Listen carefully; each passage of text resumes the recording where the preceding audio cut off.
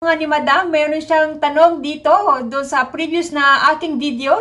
Good day, Madam. Ask ko lang po, magkano po pocket money sa Ireland? Mag-work din po ako dyan, February 2024. Salamat po. Wow, good luck sa inyo, ma'am.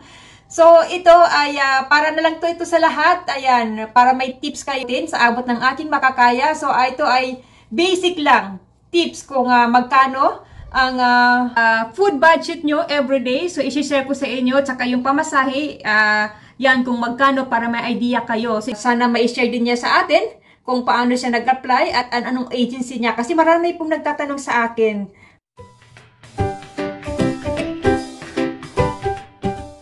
So, sasagutin natin si Madam. Nag-comment siya sa aking last na video. Ito ang tanong niya. Good day, Madam. Ask ko lang po, magkano po pocket money sa Ireland? Mag-work din po ako dyan, February 2024. Salamat po. Oh, next month na. Good luck, Madam. So, ito yung tanong niya kung magkano daw yung pocket money. Tapos lang kami mag-almusal. Ayan, maghuhugas tayo. Ayan, chika-chika tayo habang naghuhugas ng pinggan. So, anong almusal nyo ngayon? Kami ay nag-toast lang ng tinapay at nag-boiled egg. At nagkape. Ayun, ayos na. So, ito yung ating trabaho pag off tayo at magbantay ng bata at sa bahay lang. Kasi ito rin yung ating time para magawa ng gawain sa bahay. Meron tayong recycling. Iba yung mga plastic, iba yung waste, iba din yung mga food na natitira natin. Kaya talaga hugasan natin ito.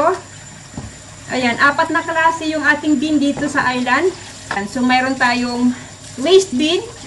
Ayan, recycling. Budget sa pagkain every day. So, makakabili kayo sa grocery ng meat. Buong manok, bibili kayo doon. Nasa 7 to 8 euro lang. Dito, yung tubig, ay pwede tayong uminom dito sa, dito sa gripo. Yan, umiinom kami dito sa gripo. So, depende po sa inyo. Pwede rin kayong bumili ng water bottle. Pero safe po ang tubig sa amin. Safe ang tubig dito. Kaya hindi na kailangan bumili ng tubig para sa akin, para makatipid. So, kana isang buong manok, maghapon na yan. 8 euro, nasa 400 pesos yan. Tapos, kung may bigas ka, at bibili ka ng dessert, kung ano man. So, ayan lang po. Tapos, sa pamasahe, mas nakakatipid kasi pag kumuha ka po ng ng card, merong lift card. At kung magta-travel po kayo, may lift card na tatapapan mo lang siya. Pwede kang kumuha ng online na lift card. Ito po yung sinasabi ko na lift card. Ito yung ginagamit dito pag nag-travel. Ayan, pwede siya sa train, pwede sa bus. Yan, mas mura ang pamasahe dito. So, pag andito na po kayo, kuha po kayo, mag-check kayo online ito para ipapadala sa inyo ang card na ito. So, itatap up lang ito, tapos ayan, babawas dito tuwing sasakay ka ng bus. So, itatap up mo doon sa bus driver. Merong machine, may sila doon para magbabawas yung pamasahe mo. Tapos, pag i-check mo siya, pag wala ng pamasahe, so mag-tap up ka uli. Yan, ito yung easy talaga na card para pag nag-travel, para wala ng hassle sa mga barya-barya. Ayan, so, ticket na lang. Yan, ang estimate na binabayaran ko, 1 euro and 55 cents. Nasa inyo po kung magkano po dalhin nyo yung pocket money. So, may idea na po kayo para sa meals nyo. 20 euro a day. Yan, pwede mo nang budget yan sa isang araw, 20 euro. Kung magtipid-tipid talaga, habang wala pa yung sahod, pwede na yun sa 20.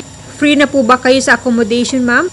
So, ayan po, remind ko po rin po sa inyo, ma'am, kasi February kayo darating dito, medyo malamig pa po ang February, wintry pa, so magdala kayo ng talagang warmer layers. Ayan, kailangan may coat, scarf, gloves, hot and warm shoes. Yan, kailangan talaga kasi malamig talaga dito. At saka, ang currency para dito, ma'am, ay euro po. So, ayan lang po, a friendly advice. Ka-almusal lang natin ngayon. Nagpiprepare naman tayo ng tanghalian. So, ito ang aming tanghalian ngayon. At kami lang ni Kelsey. May pasok si Daddy. So, magluluto lang kami ng rasher. At ito na ang aming lunch for today. Pagtatanghalian pa lang kami dito, dyan sa Pilipinas. Gabi na. Ano yung mga ulam nyo nga dyan? Comment down below. Napakasarap siguro ng ulam nyo dyan ngayon. So, ganito po ang aming buhay dito. OFW, relate lahat ang mga OFW, Pinoy sa Europe.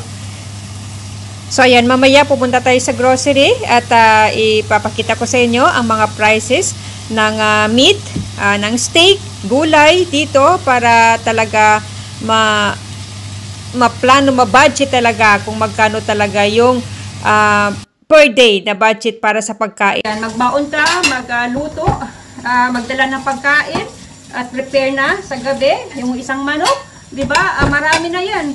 Mga 3 araw na siguro yan paulit-ulit na luto, adobo o tinola. Kung 'di ba ikaw lang mag-isa, 'di ba? 'Yun. So, yan yung ating mga tips. So, magkaiba talaga ang price pag sa cooked chicken na at saka raw. So, ito yung steak. Ayan. Mas mura pag ikaw magluto. So, nakakatipid talaga. 20 euro a day para sa budget ng pagkain. So, pwedeng-pwede na. So, ayan masarap na yan. Pang hapunan. Tapos, nandito yung mga gulay. 1 euro and 49 cents yung broccoli. So, ayan, tipid-tipid lang at yan yung pocket money nyo at masisave nyo pa yan hanggat katapusan. So, ayan, carrots, broccoli, yan. Mga sari-sari dito sa Tesco, maraming mga pagpipilian.